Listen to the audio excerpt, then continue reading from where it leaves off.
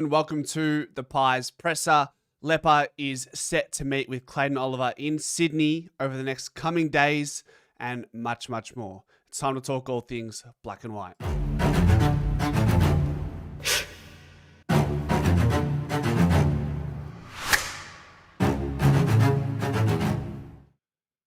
How are we all, ladies and gentlemen? I hope we are all doing super well. And the first thing I want to tackle before we really dive into points that matter more than what I'm about to bring up, because this point is laughable. We can talk about Cal Twomey reporting that Nick Dacos is being targeted by multiple clubs throughout this period of the off season. Okay, maybe that will grab some headlines and grab some clicks, and I'm not mad at a statement like that, but the next one's crazy. From John Ralph at 5 p.m. The De Goey to St Kilda rumours have reached fever pitch, but he's committed to the Pies and clubs haven't approached his camp. He's only 29, so has plenty of good footy at the Pies. Be a huge surprise if anything happened. I've got the article here, but is it a bit of wordplay? The De Goey to St Kilda rumours have reached fever pitch.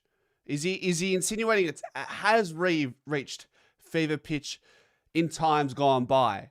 The desperation just stinks. It stinks, this one. Anyways, I will read out parts of the article. Jordan De Goey remains committed to Collingwood despite trade week speculation about his future. Jordan De Goey remains committed to Collingwood despite trade week speculation about his future. Once again, is this the trade period now or the trade period X amount of years ago? A tumultuous trade period has seen De Goey's name raised in trade rumours, with the 2023 Premiership hero said to be linked to St Kilda. But it is understood the Saints have not made contact with De Goey or his management since the 2022 free agency decision that saw him come close to signing with St Kilda before recommitting to the Magpies. So this is just clickbait. There's clickbait, and then there's making someone click on your article and not giving me the return that I want from reading this article. You tell me that there's speculation around De Goey's name, and let's think about Humphrey and Butters. Was De Goey's name mentioned here a couple times? Maybe. Yeah, sure. But to suggest that the De Goey to St Kilda rumours have reached fever pitch, he's committed to the Pies, and clubs haven't approached his camp. He's only 29. I don't know, the wording of this makes me sick. It really does. What a clown. What an absolute clown. Fever pitch defined a state of extreme excitement. The only thing extreme here is extreme reaching for content. Nonsensical rubbish. Integrity of the AFL media and its journalists are at an all-time low. The Nick Dacos story was laughable, but this one is just plain embarrassing. This is a desperate attempt at clickbait. You've literally said clubs haven't approached his camp. And someone goes, John Ralph, these rumors stopped 3 years ago. It's a head scratcher, that one. Maybe it's a tactic. Maybe on a slow day like this, day 2 of the trade period, not much is really happening as far as things really getting going with trades in and out from club to club, and they're not getting the news they want. It's crazy. Anyways, how are we all? Voidoid, fever pitch. Let's not rule out that as the name of a cricket pitch in some rural part of Australia. Maybe JDG is on a road trip and he just reached fever pitch. Crazy, isn't it? It's the only way they can get people to stay interested in the trade period is mention the Pies players. Look, to be fair, we've never heard clubs reaching out to Nick Dacos. So, okay, I'll give you that one. Cal Toomey, whatever. It's interesting. All right, maybe some people might panic. Most of us with half a brain will understand, okay, well, I mean, who doesn't want Nick, firstly? So let's be smart about this one, right? But some people will fall for it and go, oh my goodness, clubs are reaching out to Nick. Is he gonna go? He finished second in the Copeland Trophy. Is he salty? Is his dad upset? Like, what was Tom Morris saying about the time? Like, even like that is reaching for content. Peter Dacos walked out of the BNF when Fly made a comment about Nick needing to get more 16 touch games to win the Brownlow next year, and to suggest that. Maybe I can pop it up. Nick Dacos, Tom Morris. To suggest that Peter Dacos walked off the Copeland Trophy because of the joke. Where is it? I'm probably not going to be able to find it, to be fair. But anyways, like, even that was just a little bit ridiculous. Can other journalists call out Ralph for absolute stupidity? Nick will go to Tassie for cash. Was the Peter Dacos thing true? Walking out of I don't know. Like, how can we make judgment? We weren't there. It seems to be a bit of a non-issue at this point in time.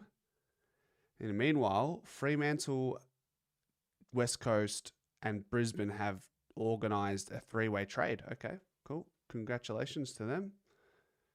What happens? I mean, this kind of. There's two teams around a mark that this involves, around our mark. Fremantle get pick 19, 23, and 46, and in exchange, you get 12, 33, 44, 50. So they've just moved up the first round by 7 slots, so maybe they're keen on that.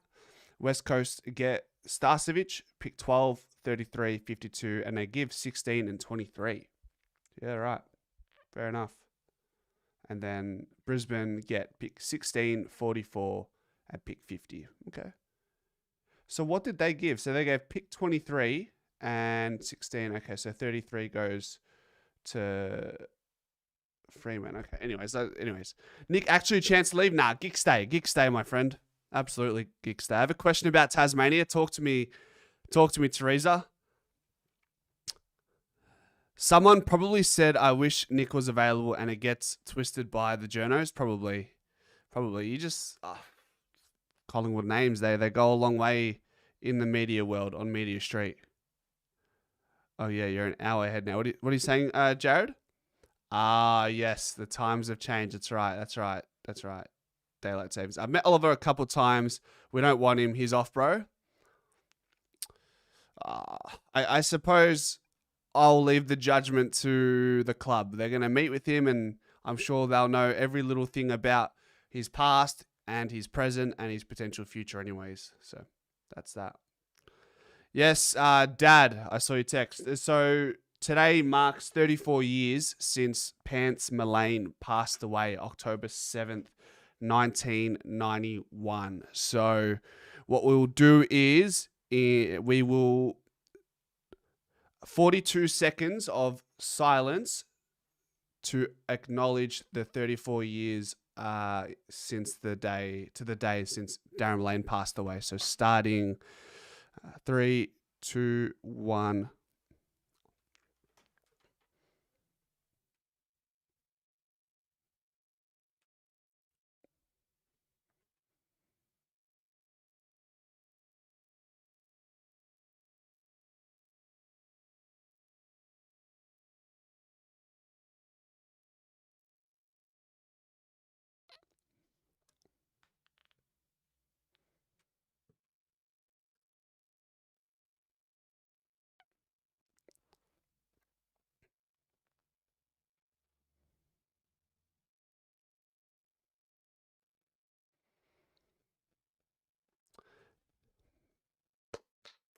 And that's 42 seconds. Rest in peace, Pants Mullane. That's 34 years to the day. So all the best to him, to his family, and we're always thinking about the great man. Teresa, is the extra cash included what is required to match? Like, say Pies save their pennies and match $3 million a year offer. Big Tassie has the extra $2 million, not in the cap. Does that affect? Over my head. Honestly, over my head. I'll be honest. Blight is still coming in. Leper is talking about it. It's not a priority to go after a big name back. I mean, he's a delisted free agent, so it's probably something that we can worry about even after the draft. If we're not bothered and worried that another club is going to pick him up, then there's no reason there's no reason to rush into that. I mean, he's a delisted free agent. We're in a trade period right now. So delisted free agency will be on next Monday and Tuesday, and then closes again, and then after the draft it will reopen. So there'll be many opportunities to swoop on a Jacob Blight. I do watch the UFC, Jared. I watched Ankalaev and Pereira on the weekend. That was good. And I pretty much watched all of it. My favorite was Yuri Prochazka and Khalil Roundtree, which is difficult to watch because I like them both. I reckon they're going to try House in defense. Yeah, that's what we're hearing, right? I mean, at the very least, he was tried in the backline in the very late in the season. So I'll keep a close eye on that in the off-season.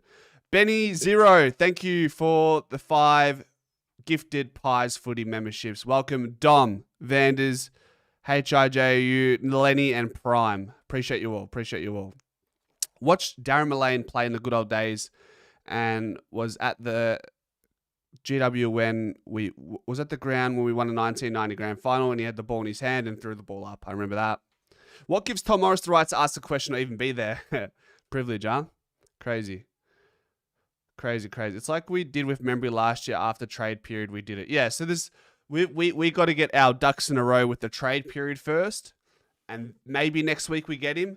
If not, we go through the draft, we figure out what that looks like, and then we'll have a look at Jacob Blight then, and then we'll look at, okay, what does that mean for Tom Mitchell? What does it mean for Mason Cox? Obviously, we've encouraged Tom Mitchell to look elsewhere. He probably won't be at the club. But in some rare case, he stays. Extremely rare case, he stays. Big. We also have Cochrane. We do. Jack Steele is on 1 million a season. Could we fit that into our salary cap? Fraser Garrick. I don't think anybody would be in their right mind to pay $1 million per year to have Jack Steele on your list. I would be reluctant to even pay 400 of his current contract, if I'm being honest. What's up, chat? We got butters yet? Not yet. Not yet. Chronological. Not yet. Tom Morris always has James Hird not biting when he tries to run with some bogus story. If Tassie offers Nakos the $5 million signing bonus in total, that would be hard to refuse. Perhaps you'd like to, you just as a fan, Collingwood fan, you'd like to hope and think that the name, the history of the Dacos would be enough to keep you there. But in the end, mate, I mean, it's a lot of money. It's life-changing money. So if you've got to get your bag and go to Tasmania, then look, Gary Ablett did it. He went to Gold Coast. So anything's possible.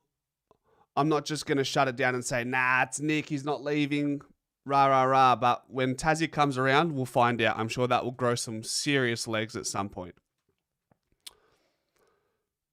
But what else? What else was interesting? So Lepich talked about Jack Silvani, and it pretty much reaffirmed where we all sat with the whole key defender situation. We started to wonder, okay, we're not taking Stephen May.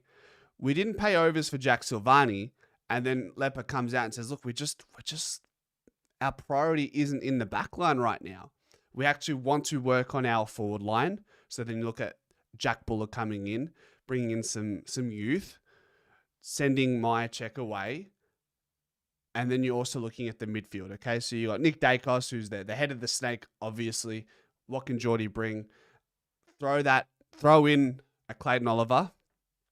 I don't know. You just don't know. You throw in a Clayton Oliver who might want to have the biggest comeback year of his life next season and prove the doubters wrong. I'd be happy to see that in a black and white. Collingwood legend gets you much more money in life if he's not leaving ever. The ambassador role, I mean, Nick Dacos is still going to get all the marketing stuff, isn't he? With very good to hear. I've been lucky to work with the UFC and other MMA martial art organizations in the past. This weekend felt like the good old days. That's right. It was in, Carlos Ulberg, that one was in Perth, wasn't it, Jared? Yeah. Gaz requested a trade back multiple times before he actually left. Yeah. So maybe Nick can look at that and understand that, hey, you go to Tassie. If you go there, it's going to be extremely difficult for them to let you go. So just be mindful that if you go there, it's going to be very difficult. I'm just keeping a close eye on X to see if anything's underway. If anything's underway here, but relatively uneventful, right? Anyhow, to be fair, Nick is highly underpaid on just over $1 million a season. Tassie will the very least, bump his salary up to stupid numbers. He deserves his bank check. He does deserve it, but sometimes within the AFL salary, that the upper limit, sometimes you have to choose between playing at the club you want to play at or playing at the club that is willing to offer you the most amount of money.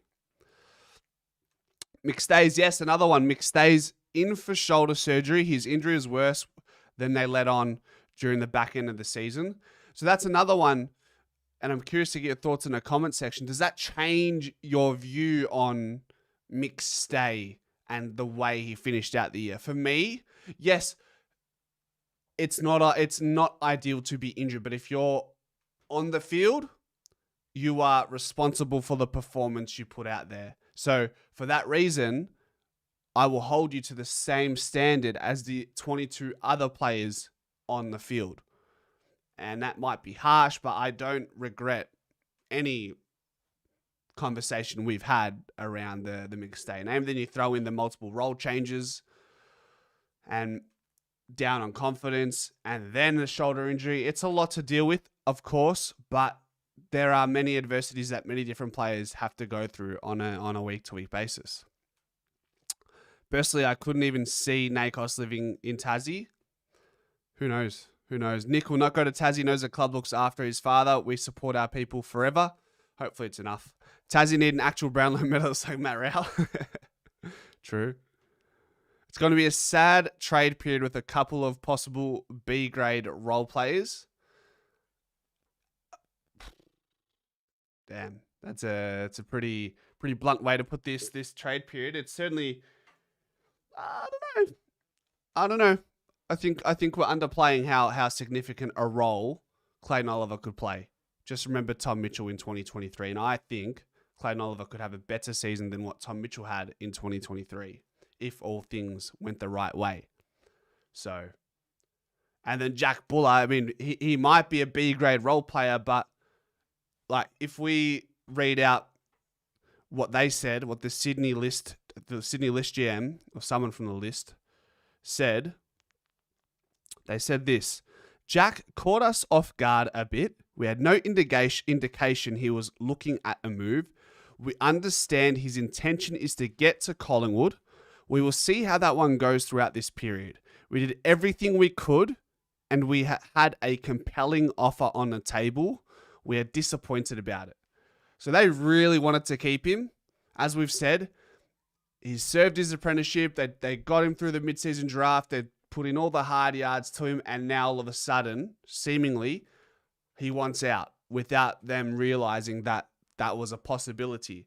And there's a more than reasonable contract on the table for Jack Buller to consider. So, I mean, what does that look like? I'd like to know the details, but we're not always going to be made known to it, and that's okay.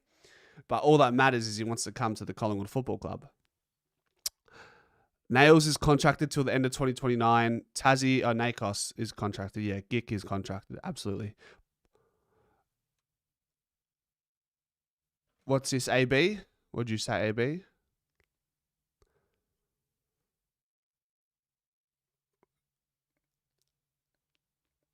McStay is third option, always has been. He wasn't signed to win the Coleman. He's solid. Yeah. Yeah, I just think playing in the ruck is just affecting his ability to settle in the forward line. And I know what his ceiling is, what his cap is, but I just don't feel like he hit that for long enough periods last year, shoulder injury or not. Peter Dacos hasn't had to buy a beer since the mid-90s. Pies for life are treated like royalty, as they should be, says Jeremy Clarkson Fragrance.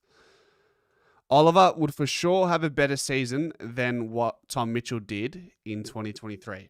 Look, I'm not gonna say with absolute certainty that he's going to have a better season than Tom Mitchell's 2023, because in the end he got coaches' votes in that final series in the grand final. So that's a pretty hard year to beat by any standard set.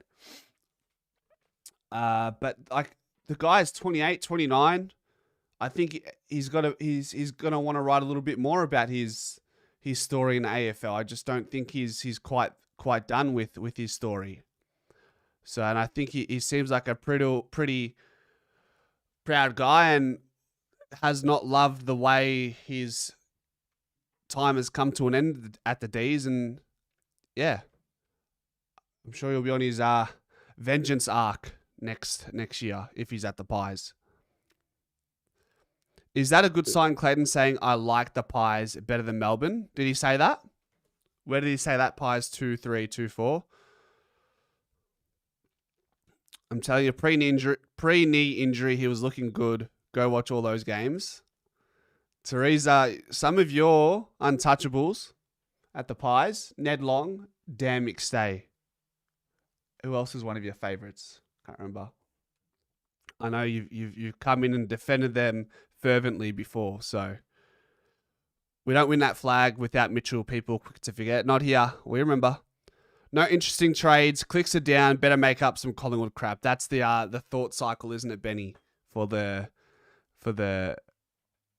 he said it on a Channel 7 clip. Oh yeah, okay. Listen to me. What are you saying? Oh yeah, Harrison as well. Yes, Harrison, Ned Long, McStay. What did Channel 7 say? What was the go with Peter Dacos storming out of the Copeland? Tom Morris was there. I mean, it hasn't gone anywhere beyond that, so save your money. Butters are much better, but there's no guarantee that we get Butters. John went off weekly Collingwood quote. Oliver is 4-time best and fairest and 3-time All-Australian. If we get half of that, we'll be okay. And all we're asking is for him to play a role. I love Harvey Harrison. I was heartbroken when I saw he was injured. It will make him a stronger player, better for it, and a better person as well, going through that type of difficulty in your life. It's weird with me. If we miss out on Clary, I'd feel relieved and disappointed. Help me make sense of the feelings. It's weird with me. If we miss out on Clary, I'd feel relieved and disappointed because you're not sure. Because it seems like a risk of bringing him in on a 5-year contract. It's one of those ones. It's like if we get him, we're all aboard and we roll with the punches. And if we miss him, if we don't get him, then I suppose we save a little bit of salary and picks for next year or for this year in whichever way we want to spend it. So Josh Jacobs says, key forwards only need to be role players. A-grade key forwards don't perform in finals. History and has shown everyone in the league. But again, we go to key forwards and we talk about the Kennedys and Darlings who did their thing. Tom Lynch and Jack Riewoldt did their thing in the dynasty period. So I don't subscribe to key forwards not having an impact in final series. I really don't. Jack Gunston kicked 70 and dominated or had a really good final series as well. Just as recent memory. Tom Hawkins killed us in 2011. I mean, yeah, I just don't like the idea of saying key forwards just don't perform in final series. Lepper said he watched Buller early this year and was in conversations with him as early as round 10. Sydney came late to the party when they realized Amadi and Logan aren't up to it. Okay. So maybe there's a sense of wow, this guy, Leper from the Pies, he's seen me early and he wants me, and Sydney have come and said nothing. So screw Sydney. I want to go to the Pies, bigger club, and they really want me. And whereas I don't know if that's reciprocated at the Swans. Daniher was pretty good last year as well. Come on, Joshy. Take it back. Joe Daniher was pretty good. So David Schwartz said Clary will go down as Melbourne's best ever player, and in 2023, Garen Lyon said he is a generational mid. There is hope back in our culture. Get him in. And maybe, like, if you look at Melbourne's, the way their team is built, their midfield is incredibly inside heavy. Jack Viney, Petrarca can play inside and out, but he's not a pure outside player. Oliver is through and through an inside player. So right there, you've got three players who attend the same centre bounce. That's like having it's almost like having let's call it Jordan De Goey, Ned Long, and Tom Mitchell. You don't love that makeup. But then again, Jordan De Goey, in my opinion, is a better outside player than Christian Petrarca. Petrarca's always been a bit of a mung of a kick, whereas De Goey has always, or at least developed, a really nice outside game, which has helped with his trajectory and the way he's gone about his career. So, yeah, I mean, if we want to overemphasize the point, it's like having Ned Long, Tom Mitchell, and Harry Perryman in the same midfield. That's what, to a different type of quality, right? But I'm just trying to make the point. These types of players is what Melbourne's rolling with at given centre bounces throughout the year. Whereas if you put Clayton Oliver next to Nick Dacos and Josh Dacos, or Clayton Oliver, Nick Dacos, and Jordan De Goey, that is a perfect balance. The yin and the yang. It's the yin and the yang, guys. Come on. Don't Collingwood need to work on their ruckmen more? What do you mean, Adam? DC has had an incredible year, particularly around the grounds, especially even more so in the back half. Contested marking beast, intercept marking. I mean, if he gets thrown forward, he can kick goals, but he hasn't been asked to do that too much. So that's always something we can entertain if we have someone who's willing to, or who's able to rotate with him through the ruck a little bit more, whether that be Oscar Steen or someone else, Zach McCarthy, Jack Buller. That's still to play out.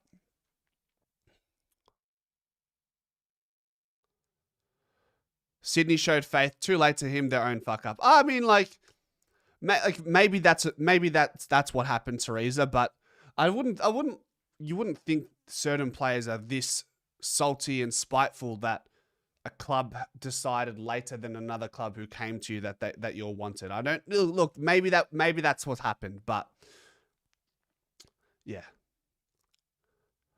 Jack Riot changed his game to be more role-based than Richmond turned into premiership team. He used to win Coleman's, then reduced. Yes, that's true. He definitely went from kicking goals all the time to playing more of a role. The famous tap-ons he was really good at, but he's still a key forward. What about Joe Daniher? What about Tom Hawkins? Like, come on. 2017, Jack kicked 54. 2019, 24. 2020, 33 goals in 2020s. You know, that's if we inflate that a little bit more and average it out over the course of a potential 25 games, that's a decent return. Okay, 2019, sure. But Tom Lynch was there. What was Tom Lynch's numbers, Josh Jacobs, in those years? Tell me. Enlighten me. Steen, a more natural resting forward ruck than Cameron, which works fine when you can have either swing both ends. But Steen would need about 5 games in a VFL next season before a call-up. I probably agree with that, Pie Man. I think while we're really happy with Oscar Steen's progress, I don't think he just all of a sudden gets thrusted into the first team. I think he's just going to keep persisting. And you know what? If his role at this point in time is to play the Ned Moyle role, Oscar Steen, then so be it. And then whenever DC is ready to move on, then we can revisit that conversation there. Because while DC is doing what he's doing, I don't think there's any point in messing up with the synergy with our ruck stocks. Zach McCarthy's going to be a real interesting one, by the way. Melbourne won a flag with just Ben Brown. Yes, that's a good point. But I'm saying it's not one or the other. It can work both ways, is what I'm saying. That's what happened with us and Richards last year. We came late to the party. John, my memory of Joe Richards is he was going to... The difference... No, I actually disagree with that. What I think... What genuinely happened with Joe Richards was he was offered more game time at Port. And what he ended up doing, he played every single game pretty much. I don't think in 2025, Joe Richards plays every single game of the year for the Pies. I don't think that would have happened. When you throw in Bobby Hill, yes, I understand that. Okay, in that period of time, yes, Joe Richards would have played, but he would have had to have really earned his spot, and it would have been difficult to get guaranteed games. He got a guaranteed contract with guaranteed game time. And that was the reason why Joe Richards landed at Port Adelaide. Tom Lynch, 2019, 63 goals, and 2020. Come on, Joshy, come on. It's okay to be wrong. It's okay to be wrong sometimes. Key forwards can play a role, yeah. 63 goals is quite significant. And we're not going to narrow it down to, he didn't do much in a final series. Well, guess what? He helped Richmond get close enough to the grand final. I can't even remember what his numbers were in the final series. I'm not bothered. My point is, whether it was 63 goals in a home and away season and none in the final series, or 50 in the home and away and 13 in the final series, my point is those goals helped his team get to where they needed to be in September. Same goes for Joe Danaher. Same goes for Tom Hawkins. Same goes for Jesse Hogan. So, yeah. The inclusion of Shooter stopped Richards getting games, and there was that as well. That's not what happened with Richards. He had 2 years from us. Port offered 3 with more game time. We wouldn't do another year. There you go. Yeah, Richards was a bullet dodged. He did nothing this year at Port. I wouldn't say he did nothing. He played consistently, but I think we made the right decision in retrospect. Thank you, Matthew. You don't need an A-grade key forward to win a flag, but it doesn't hurt. Just like 2023, we didn't have an A-grade key forward, did we? We rotated DC and Mason Cox through the forward line. Myercheck did his thing. McStay had a massive moment or two in the prelim against GWS and helped us with Melbourne as well. Mason Cox in the prelim against Richmond, while he may have not done anything in the 2018 prelim, he helped us get to that grand final with that massive game, or massive quarter, or massive half, we want to call it. You can surmise it by saying good key forwards get you to the big dance, and good small and medium forwards win you the flag. I can maybe, yeah. You look at Brisbane, Archie, Lohman, Rayner, Bailey. So I can see that in the here and now. Sure. Imagine Curnow stays at Carlton after all the fans just spent the last 2 months ripping shreds into him. I've hardly paid any attention to it, Teresa. It's nice to have them there regardless, Josh, but finals are usually won by the mids and small forwards. All the Collingwood fans saying we don't need a key forward, but we froth Ben King when he joins us in 2027. Yeah, just pick your side. If you have a side, pick your side. And if you're in the middle, then you're in the middle. It's okay. Are we ever going to see 100-goal old-fashioned full forward ever again? I mean, Jeremy Cameron got pretty damn close to it.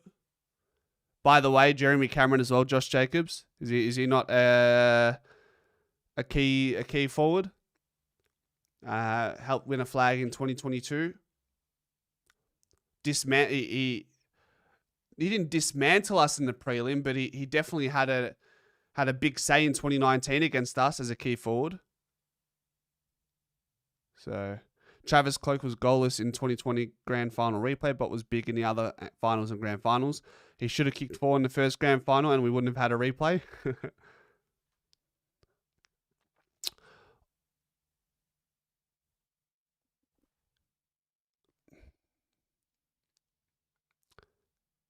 Key forwards are good for home and away, but bad for finals. Kerno even kick a goal from the 2 finals you play. See, I think Joshy, I think you're sucking on the teat of this idea that you've created in your head, my friend.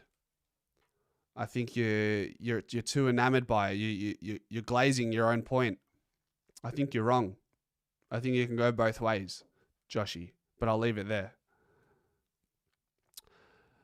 We desperately need a clearance mid and a tall marking key forward. Anyone who says otherwise didn't watch the prelim. Those 2 areas lost us the game. Low clearances and no marking key forward. Mate, we're all here, Pyman, for the exact same reasons that you just mentioned.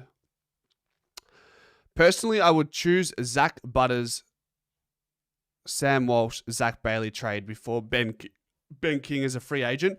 I'd take Zach Butters, then I'd take Ben King, then I'd take Zach Bailey, and then I would not entertain Sam Walsh in the slightest. What's the update on Oliver? Meeting. Somebody, he had an interview with Channel 7, a drive-by interview, and he said he prefers Collingwood. So that already happened, but let me listen to this. Hold on. Bear with.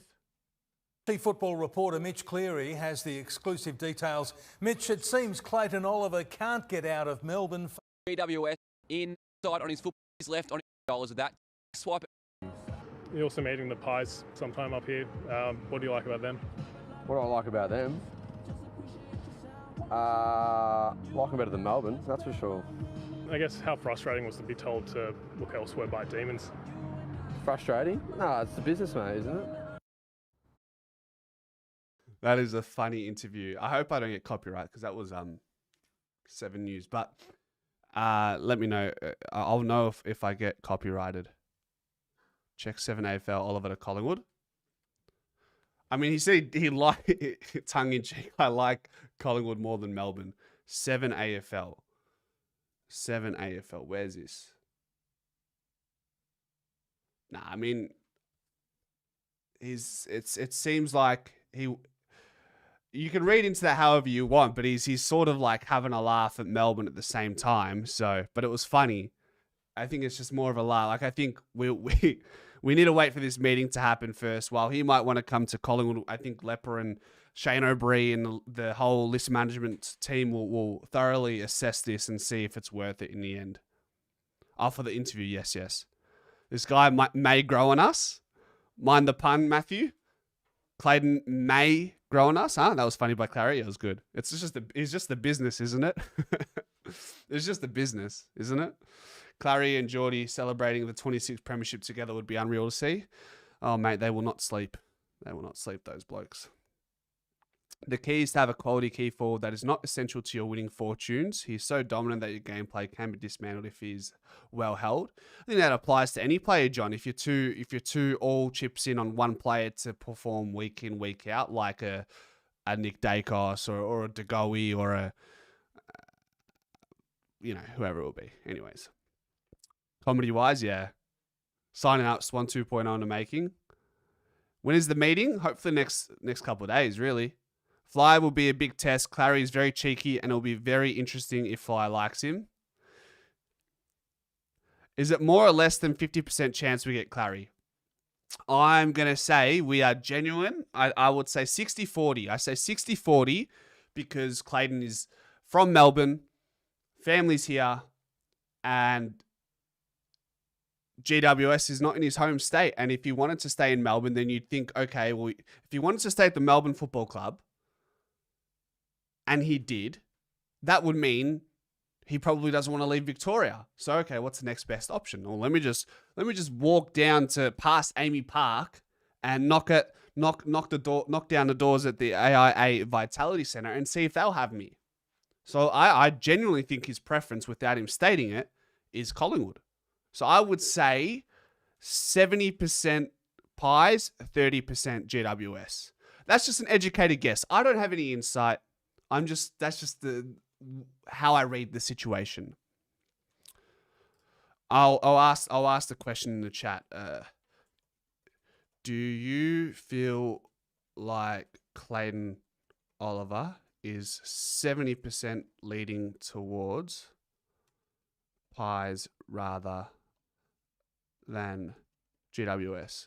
Yes, no, 50% is more where I sit. He's probably much closer to training at the Pies. What do we think Clary's trade value is? It might be that pick 38. I think Melbourne will want pick 38 because they're offering to pay up so much of Clayton's contract.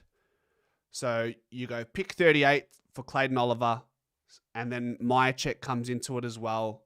So then maybe you can say, well, Myercheck, you get a fourth rounder or a late third rounder coming back your way. And then also, we're probably going to need to trade a future second / future third to get current picks from clubs in this current draft to ensure that we can secure Zach McCarthy. Because if pick 38 goes to Melbourne, we don't have anything anywhere near an early second round pick, which is where Zach McCarthy will likely land.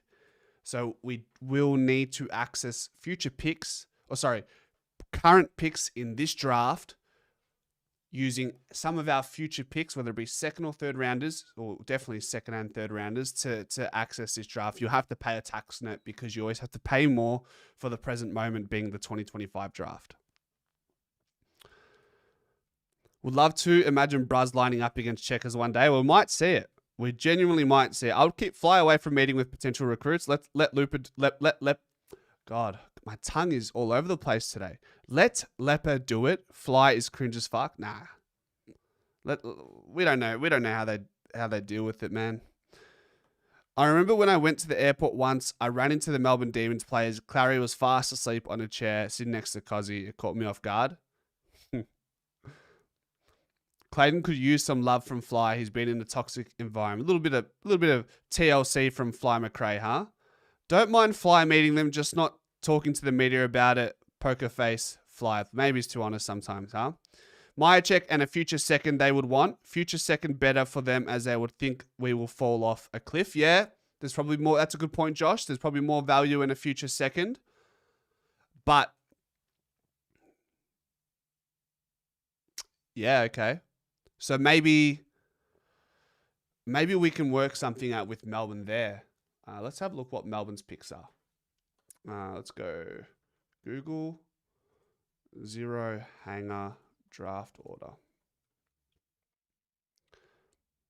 What do Melbourne have right now?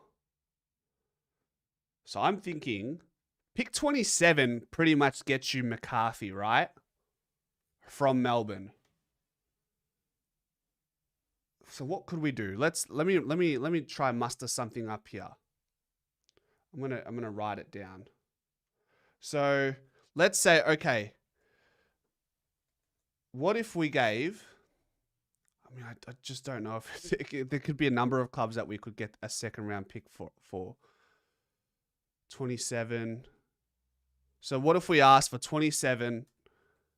What if we do this? We ask for pick 27 from Melbourne, which will get us McCarthy. We ask for Clayton Oliver. We give Myercheck. And we give a future second.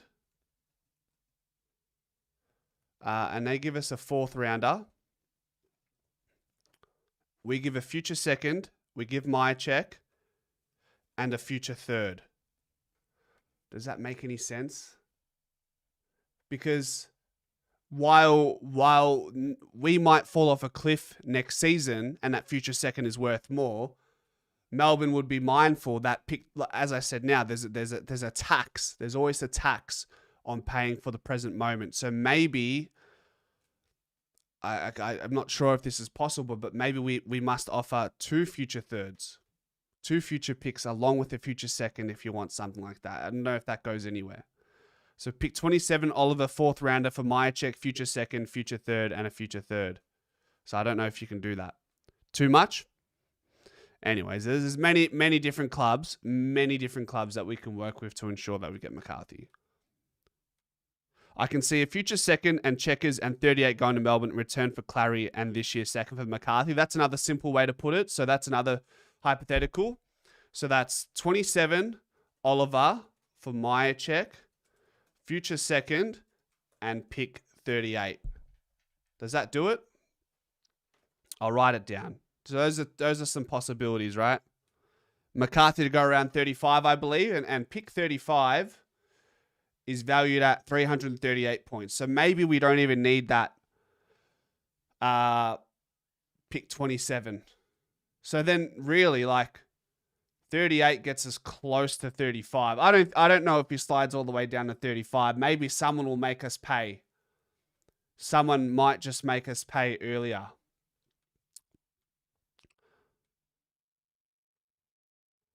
Aren't D's going to pay their contract? I would be shocked if they didn't want a first rounder. Nah, there's no way Clayton Oliver's going for a first rounder. No way known, Shuey. They want him out of the club. So yes, they'll pay part of the contract, but it doesn't mean they're going to be able to ask for a first round pick. I think they'll be asking for a second round pick. They will be asking for a second round pick. So, but yeah, they're desperate to get rid of him. Like, the relationship is now untenable. So they will do what they will work with the club that Clayton Oliver wants to go to. And if it is the Collingwood Football Club, well, guess what? We don't have much draft capital. And I think just looking at where Clayton Oliver is at with his career right now, and the fact that we're also doing Melbourne a favour by taking some of his contract, right? As much as Melbourne would be doing us a favour by paying some portion of Oliver's contract, we're doing the same thing for them. So we say, hey, that's our leverage. He wants to come to the Pies. We have pick 38. We'll give you pick 38 and Myercheck. You give us what was it? Let me just pop it up again. We'll give you Myercheck, a future second, and 38. You give us 27 and Oliver. Unfortunately, he isn't coming. Oliver will nominate GWS, you reckon? What makes you say that, Peter? Have you got inside word? Has anything changed on the Twitter front? Let's see.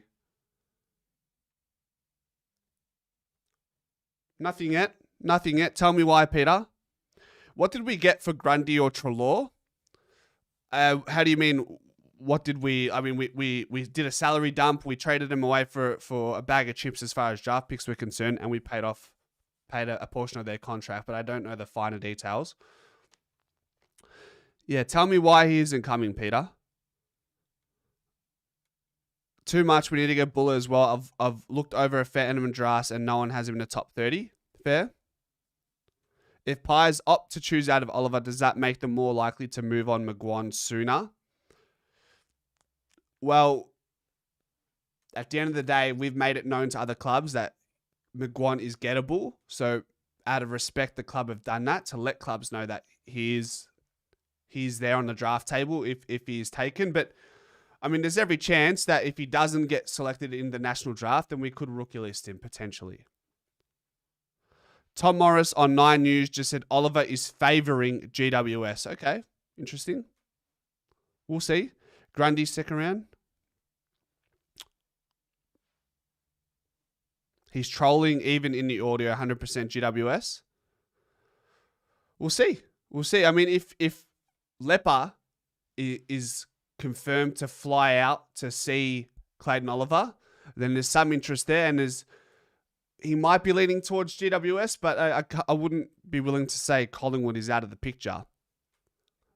But it does surprise me. If he ends up going to GWS, I say, okay, he wanted to stay at the Melbourne Football Club.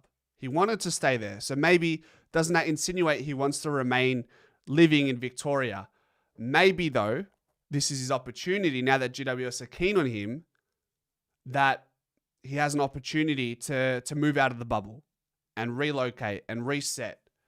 So there's many ways to paint this picture, isn't there? Oliver will consider if he comes to Collingwood. He doesn't need to move houses. If he goes to Sydney, he will need to look at property prices that are $1 million or more. I mean, he doesn't have that issue. He's getting paid 1.4 a year, which would have him close to one of the highest paid players in AFL. So buying property in New South Wales, albeit expensive, isn't his biggest drama. If we get Oliver, I would say a fair trade is Checkers and our third round, full stop. Nah. No chance. No chance. Second rounder. It is weird. Is it weird that Leper is chasing Clary to Sydney rather than Clary coming to us? It depends. It depends. Like if Leper thinks we're a genuine chance in chasing down Clary, I say, mate, fucking swim to Sydney. Swim to Sydney. Go to America and go to some NBA games with him. I don't know, whatever. Have a beer with him. Like Adam Kingsley took Clary on a boat and they were having beers and doing all that fun stuff. So whatever you got to do to match the same energy and show him the world that could be at the Collingwood Football Club, then there you go. Personally, I don't like his attitude, and Fly's probably seen how bad he's shit talked us and didn't want someone who said that to play for us if we could get Blight. Blight and Oliver Ava, they're different players though. So Blight could still come as well as Clayton Oliver. Blight is a completely different conversation. But yeah, there are certainly question marks that revolve around Clayton Oliver's attitude and lifestyle. We all are mindful of that, of course.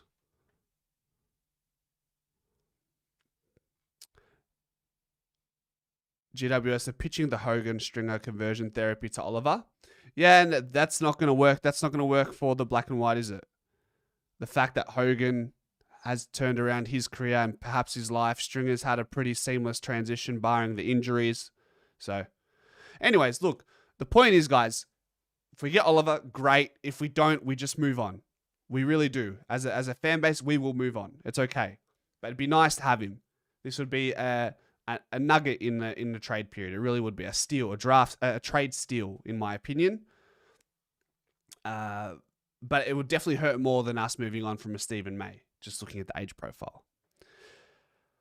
Benny, what'd you say here? I missed something. Benny, thank you for the 2. I'm screenshotting my prediction, not banking it. I've already written it down. I've written both 2 possibilities down so far. If we were to make the trade happen and also get Oliver's, get Melbourne's second round pick to help us with McCarthy. So, yeah. Anyways, guys, I'm going to leave it there. Nearly an hour has gone by already, just like that. We will see you tomorrow at 6 p.m. for another Pies Presser. I appreciate you all being here. And as always, ladies and gentlemen, go Pies.